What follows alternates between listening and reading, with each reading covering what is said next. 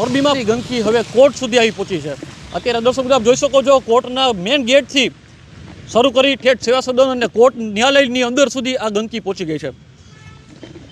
નમસ્કાર, હું છું મયુર બુદ્ધભટ્ટી અને આપ જોઈ રહ્યા છો લોકજ્વાલા ન્યૂઝ। એ ગંદકીથી ત્રાહિમામ લોકો અત્યારે આપણી સાથે જોડાય છે। જી બેન, આપનું નામ કીધું। મારું નામ છે નિજાબેન। નિજાબેન, આ સવારથી જ આ દુર્ગંધ મારી રહી છે, આવી ગંદકી ફેલાય છે, શું કહેશો? અહીંયા હું સેવા સદનમાં કામ માટે આવેલી છું। અહીંયા બહુ ગંદકી છે, અહીંયા બહુ વાસ આવે છે। અહીંયા જવું કેમ કામ માટે? અહીંયા તાત્કાલિક પગલાં લ્યો, અહીંયા સાફ કરાવો। મહાનગરપાલિકા એ અહીંયા તાત્કાલિક પગલાં લ્યો અને સાફ કરાવો। અહીંયા પગ પણ મૂકવાની જગ્યા નથી, કેમ પગ મૂકવો? અહીંયા કેવી મુશ્કેલીનો સામનો કરવો છે? દુર્ગંધ મારે છે, બીમારી પણ ફેલાય છે આના કારણે આપણે હોસ્પિટલે પણ જવું પડે, એટલે કંઈ કરાવો તાત્કાલિક। દુર્ગંધ બહુ જ આવે છે અહીંયા રહેવાય એમ નથી અને ચલાય એમ નથી। આમાં ચાલવું પણ કેમ?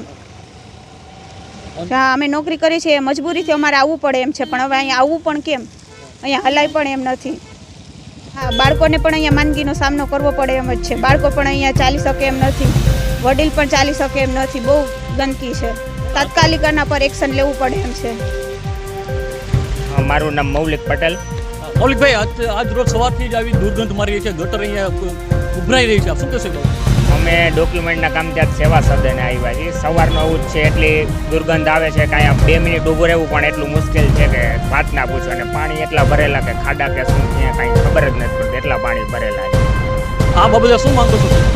તંત્ર પાસે અમે એટલી જ માંગ કરશી, આમાં કડકમાં કડક પગલાં લઈએ। જેવા હેલ્મેટમાં અત્યારે નિયમ સરકારે કરેલો છે કે હેલ્મેટ ના પહેરે તો 500 રૂપિયા 1000 રૂપિયા દંડ, એવો જ નિયમ આમાં પણ હોવો જોઈએ કે તાત્કાલિક જ સરકાર નિયમ લઈ આવે કંઈક એવો।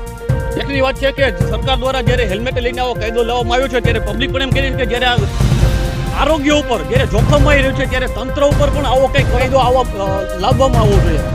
બીજી તરફ જોઈ શકો છો કે નદી ગટરની ગંધ અત્યારે ઠેઠ સેવા સદન, બીજી તરફ આપ જોઈ શકો છો કે કોર્ટના ગેટ સુધી, કોર્ટની અંદર પ્રવેશી ચૂકી છે। કેમેરામેન વિનંતી કરીશ કે આ સાઈડના દ્રશ્યો બતાવે। આ એન્ટર થતા જ આ ગંદકીમાં થઈ અને લોકો અત્યારે તેમને સરકારી કામ હોય, નોકરિયાત વર્ગ હોય, સામાન્ય જનતા કે જે સરકારી કામ માટે અહીં આવતી હોય, તેઓને આ ગંદકીનો સામનો કરવો પડી રહ્યો છે। આપ જોઈ શકો છો અત્યારે કે લોકો મજબૂરીથી અહીંયા આવી રહ્યા હોય તેમના સરકારી કામ માટે, અને માંદગી ઘરે લઈને જવું પડે તેવી પરિસ્થિતિ અત્યારે સર્જાઈ રહી। અત્યારે લોકોમાં ખાસ આ ગંદકીને લઈને આક્રોશ અત્યારે જોવા મળી રહ્યો છે। મયુર બુદ્ધભટ્ટી, લોકજ્વાલા ન્યૂઝ, મોરબી।